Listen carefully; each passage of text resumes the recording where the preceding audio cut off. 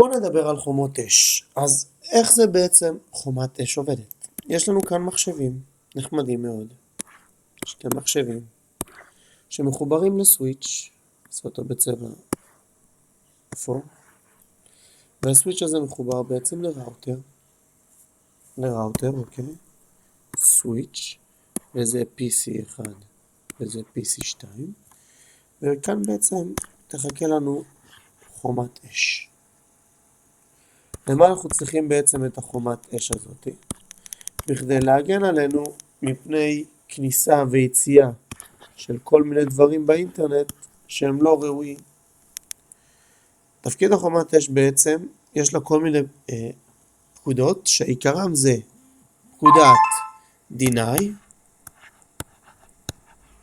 או allow. זאת אומרת, אפשר או לא לאפשר. דוגמה, אני יכול להגדיר כמו ב-access list שלמדנו קודם. אפשר להגדיר שיהיה מותר תעבורה לגוגל.com לדוגמה, ואפשר גם להחליט שיוטיוב לא יעבוד לדוגמה, יהיה ב-deny, אוקיי? יהיה ב-deny, אז יהיה ב-allow.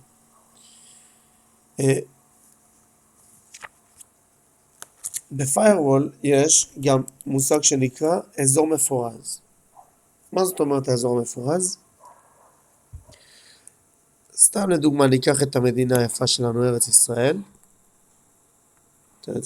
בוא נגיד שזה ארץ ישראל, תסלחו לי על הציור. וכאן בעצם זה הגבול שלנו עם ירדן. אוקיי?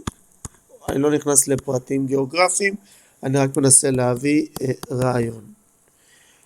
פה לדוגמה, כל השטח הזה זה אזור מפורז. שמה בעצם תפקידו? זאת אומרת, דברים שהם לא שייכים לא לישראל ולא לירדן, עוברים בשטח המפורז הזה.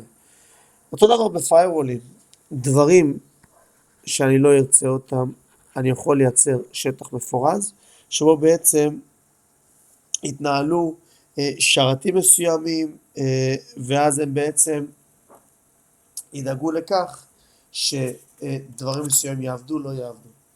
בואו נדבר עכשיו על מערכות IPS ו-IDS. IDS. בגדול הם עובדים על אותו דבר, רק שההבדל הוא ש-IDS בעצם זה Intrusion Detection System, וה-P זה Prevention. IPS חוסם תעבורה לא רצויה. IDS הוא מדווח על תעבורה לא רצויה.